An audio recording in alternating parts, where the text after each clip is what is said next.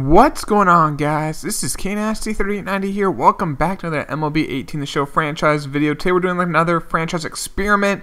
We try to figure out what is a very important, or what are the most important stats for a pitcher. This video will kind of help us so we kind of know what to look for in a franchise. If you're doing a sim and you want to try to figure out what type of players to go after, this should help you out. Now, before we go any further in this video, I do want to give a shout out to SeatGeek for sponsoring this video. I became a brand ambassador for them. If you guys didn't know, SeatGeek is a ticket app that takes the confusion out of buying tickets. They rate tickets on a score of 0 to 10, 10 being the best, 0 being the worst. If you guys are new to SeatGeek and you want to get tickets for your upcoming game to watch your favorite players play or your favorite team, there's a link down in the description below. Click on that. Use my promo code KNASTY, K-N-A-S-T-Y, KNASTY. You get $20 off your first purchase. Now let's get into the video, guys. I'll show you what we have done to kind of figure this out. And I was very wise and I labeled everything. So I created identical players right down to everything basically. So and the only difference are one of their attributes. So I made everything at 50 except for one attribute, except for like stamina. I put stamina at 99. I gave them all 99 on control over velocity and break. I really want to look at the per nines. We got Ks per 9, hits per 9, walks per 9, home runs per 9, and clutch. I believe they have said home runs per 9 does not matter in sim.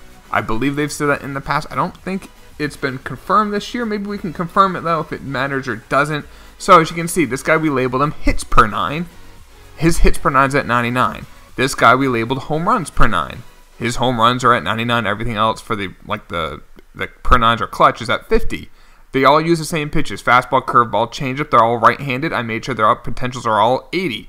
So they should all be the same. So I want them to be right-handed, have the same pitches, try to keep it as controlled as possible. This guy is labeled K per 9. He has 99 Ks per 9. Walk per 9, 99 walk per 9. Pitch and clutch, everything's at 50 except pitch and clutch is at 99. And if you look at their overalls, the most important one to affect overall is hits per 9. That's the most important attribute that affects overall. The worst is pitch and clutch.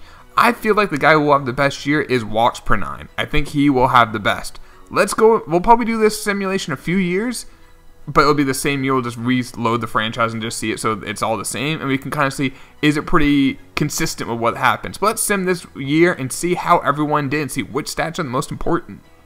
Alright, so the season is done. We actually made the playoffs, so with that rotation, they made it. Now, their overalls probably did change depending on how they performed, which I knew was going to happen. Let's take a look. So, hits per 9 was great. He only struck out 143, but his whip it wasn't great. And he did, as you can see, he did improve. +2 or +3 at everything. 17 and 8, 223 innings pitched, 109 walks, 143 strikeouts, a really good ERA. A whip wasn't outstanding. I think it's because of the walks. His batting average against should be pretty darn good, though. Let's see. Oh, they don't have it here. I'm not sure if we can find that. The batting average against, we'll look at that in a second.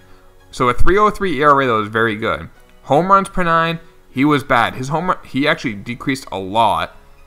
Went down 5 in his home runs per 9. Now he pitched 7 and 12, 199 innings. And it's probably just the home runs he gave up. Probably just gave up a crap ton of home runs. 30 of them compared to the hits per 9 gave up. And 25 actually wasn't that much better. Well, I guess that he would be good at that. I take that back. He would be good at that. So he must have been better at other things. All in all, not good. Ks per 9. A 4.91 ERA. He struck out 265. Wow. That is a lot. 205 innings. A whip of 1.54. He gave up 39. Yeah, 39 home runs. 11.62 Ks per 9. It's pretty darn good. Now, this next guy I think will be the best. He wasn't the best. The best whip, but not the best ERA. Walks per 9 innings. He had a 17-8 record. He pitched a lot of innings, and I think that's because he just didn't walk guys, and he probably was being efficient with his pitches, and he wasn't getting behind and, having like 120 pitches through 5 innings. He gets to get pulled. He was probably very consistently getting deep into games because he was throwing strikes. So, now they all have good control. They all have 99 control and all that stuff. Now, his WAR was 5.2, which is better than I think than the hits per 9 guy. Was 1.6. So if you take it based off WAR, unless pitch and clutch comes out of nowhere, which I don't think they're going to be that good, and he wasn't terrible. If you want to take it in terms of wins above replacement, the best player was walks per 9. Best ERA was hits per 9. The worst was Ks per 9, which I've always felt K per 9 was pretty overrated for a starter. Now, maybe for a bullpen it might be different. Like, you need that strikeout. You have bases loaded, 1 out, and you bring in a guy to get a strikeout. Like, you want that for your bullpen. But for a starter, what happens is he probably just doesn't pitch that many innings. He probably walks a good amount. He walked 87. The walks per 9 walked 41. And 93. So, I mean, I guess, I don't know. I think Ks per 9 is probably a pretty overrated stat. We'll do this at least one more time, maybe 2 more times, and see how it goes. But yeah, walks per 9, in my opinion, didn't have the best ERA, but had a good whip and had the best WAR, wins above replacement, of everyone. And he pitched 7 more innings than anyone else. So let's do it again and see what happens. All right, so we did it again, and actually had the exact same record and earned the wild card again. But let's see how they did. Let's start off with hits per 9. Now, he was a lot worse this year.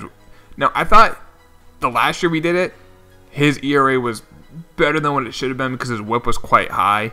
He actually did decrease in hits per 9 and stamina, but increase in some other attributes. But 216 innings pitched, which was slightly higher.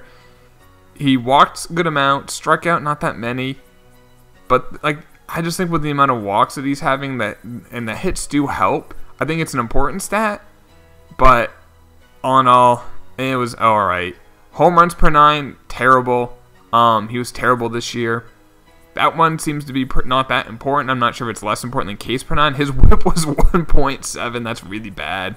His wins above replacement for the year was 0.7. Hits per 9, the last time we did it was like 1 or 2. It was 1 flat. Ks per 9, I'm expecting this to be bad.